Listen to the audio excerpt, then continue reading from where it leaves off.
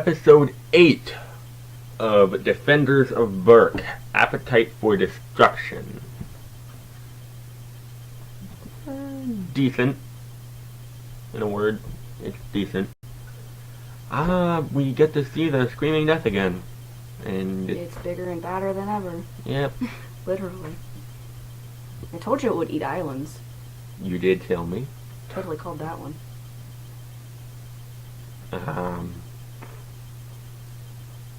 I can't really say too much about this. I mean, it's good that they're continuing with the Screaming Death, but... Yeah. Does it have to bring Ragnarok on? Yeah, but... I'm sort of mixed about this episode. It is good, but as far as the message goes... They're living in fear of yet another thing. Yeah. Now it's Outcasts, Dagger, and Screaming Death. This thing, so... I can't say too much about it. It's a good episode, but... it felt somewhat lackluster, in my opinion. Yeah. Yeah, it does. I mean... it had a good build-up. Although they pretty much gave away what was sinking the island right away. Yeah. So... but it's a half-hour children's show. Actually, it's like 20 minutes, but... yeah. It runs in a half-hour time slot because there's 10 minutes of commercials,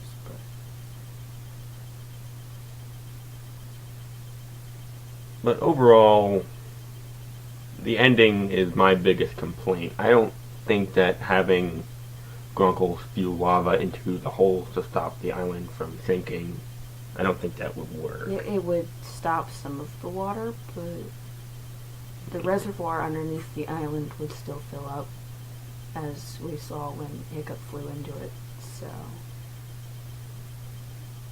I mean, half the island sunk below sea level a good several feet. So there is at least that accuracy, but it's not a sinking ship. It's an island.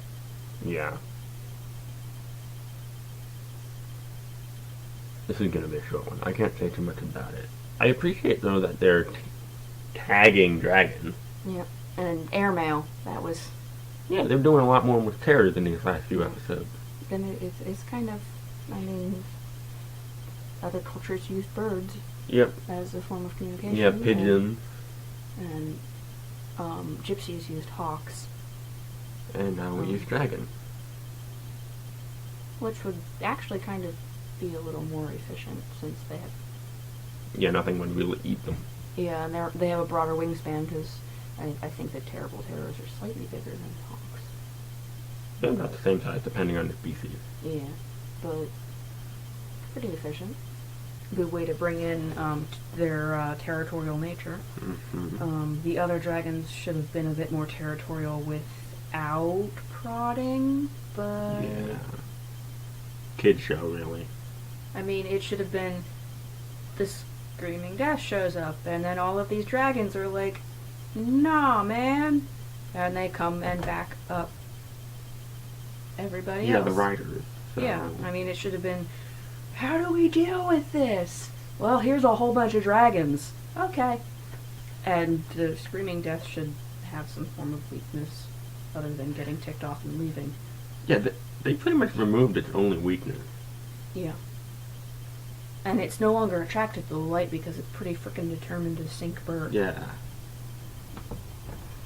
So... which is questionable because it was born on Berk. So that's really weird. yeah. It's territorial of self.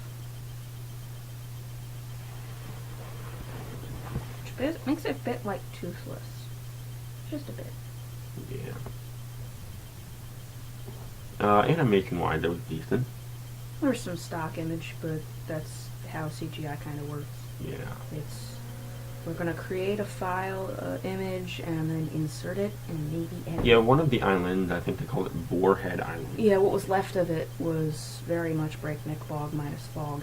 Yeah, and they just manipulated the image and turned it. Yeah. And they very much just use a whole bunch of stock image sea stacks, and Yeah. they had several stock image dragons. I mean, it had different colored ones, but there was repeats of the color patterns if you pay attention. Yeah, so... But, and overall it's decent. Yeah. It's not like they use the same color pattern for every dragon. I had a really big issue with the color names, because they shouldn't know about half those things. Pistachios, apricots, not part of their culture. Opposite side of the world, they're not even aware that the world is round or has other countries. So Actually, humans have known the world was round for several thousand years. yeah, I know, but they still think it's flat, because if you caught when Astra was talking Yeah. about her aunt, she kept coming up from the other side. They didn't realize that your world was round, and That's they're correct, probably yeah. only aware of the central islands they're around. They're probably not even aware of Europe right next door. Trader Johann probably is, but Yeah. it's because he sails the world looking for good merchandise, making a living. But Good point, yeah. I mean, they don't even really start looking for. They don't start mapping and exploring until later on, and even then, they're just looking at islands. Yeah, the whole archipelago, so. But I can look past it because it's a kid's show. Yeah. But I mean, to prove that they're not really looking, their map. Berk was the central point in the corner. Yeah. Usually it's a main continent, so Berk to them is a main continent, and then it's all the smaller islands that are sort of formed like a chain, like Hawaii. Yeah. However, if we look at Hiccup's map in the second movie, It's got a whole lot of other yeah, islands. and Berk is in the center because that's where he would base Yeah. his operations off of, and it would just trail out from there. Mm-hmm. Hey, baby.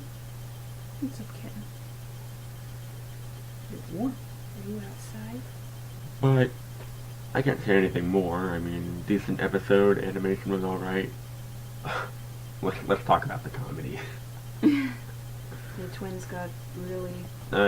Let's just start from the beginning. The twins. They're tagging dragons, and Not really. they're armed with paint. So it turns into a paint war. Way to start the invention of paintball.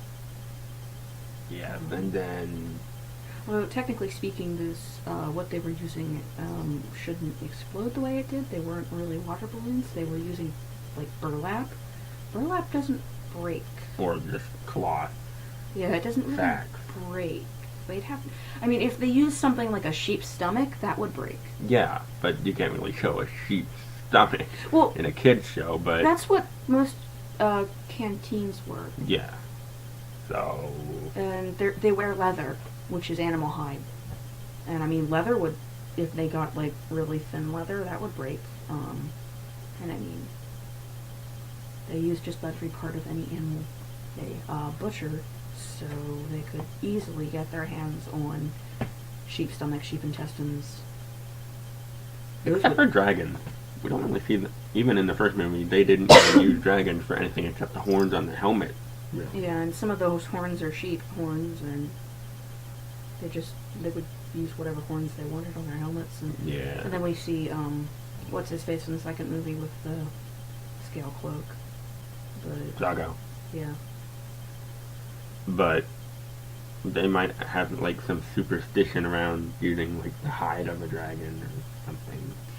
I don't know, because technically speaking, the old lady who's like the soothsayer, fortune teller, ancient healing woman Goshi. she should use dragon knuckles by all technicality, because dragon knuckles are really useful in several different things, ranging from telling fortune / the future to. Are you going medicinal. off Aragon and the Inheritance No. series? No, several Oh. mythology. Oh, okay. Dragon knuckles and dragon claws appear in several different mythological dragon-centered tales. Except do they have magic in them? Those stories. Yeah, some of them are the King Arthur tales. But on any note, decent episode, good comedy. Then there's Astrid's little Oh my god, kissing in this episode was very central. Yeah, this is basically like teasing all the Jacob Astrid shippers. Yeah. But it's really just kind of pushed the heteronormative a bit too much in here, but whatever. Yeah, Vikings were a bit more ambiguous about that, from what I understand. But I can push that. But they're like really. I mean, I understand 15-year-olds. Some of them do, but you really shouldn't show 15-year-olds that this is acceptable too much. It's just like the toxic masculinity. I mean, they're kind of normalizing it, and I mean, they're not really outright condemning it, but only a child that's aware that it's bad would know that it's bad. So most children would be like, he's funny, I want to be just like him. No, you don't, kid. Because he's a jerk. And I could be talking about any one of them. Because that's the thing. They're all pretty toxically masculine, including Astrid. Yeah, so... But, again, kids show. Yeah. But I don't really have anything more to say. Overall, a decent episode, great way to bring back Screaming Death. Yeah. Comedy was good. Something I feel I should mention, the twins and the terrible terror. I can't believe they forgot about Airmail that quickly. Dumb and Dumber. Yeah, it's true. Acting like statues. We're not statues. We're not mutton heads, we're statues. Although we could be statues of mutton heads. Yeah, they changed their facial expressions when they decided they were statues of mutton heads. Did you notice that? Because originally she was smiling and he was grimacing, and then he called them mutton heads, and they're like, maybe we're statues of mutton heads. So they all were like brain dead, and all that was missing was some drool. But yeah, that was funny, and my thought was like, oh great, these two are going to be responsible for the destruction of Berk. Yeah, and they wouldn't even be aware of it. They'd just be like, we're just going to continue to... At least not loud, somewhat competent. He's competent when he wants to be, that's the thing. Well, not when he wants to be, when the plot demands it. Well, he is competent when he wants to be. That's the thing. Because of the toxic masculinity traits, 9 times out of 10, he's got to be big, strong. But then every now and then it's like, oh, let's be intelligent. Yeah, that. We don't actually like that, though. Because he could be a lot more intelligent if he tried. Yeah. But he doesn't. Because he was raised to not. Yeah, so... But I can't really say anything more. It's some issues, but it's decent, it's passable. Do you have anything more to say, kitten?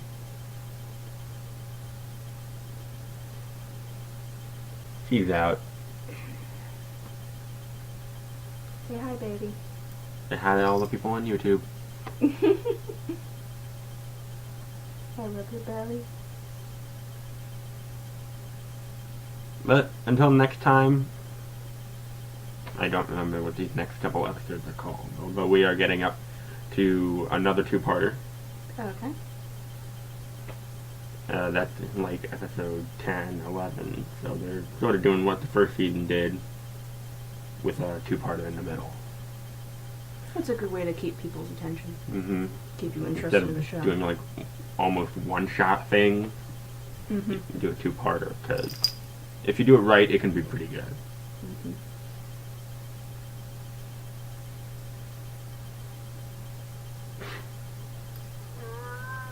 I'm sorry. Shh. Please don't. Please don't bite me. You don't have teeth. You can't bite me. I wasn't really holding on to her. Weird cat. But anyway, we're gonna watch through the next few, and you'll hear from us then.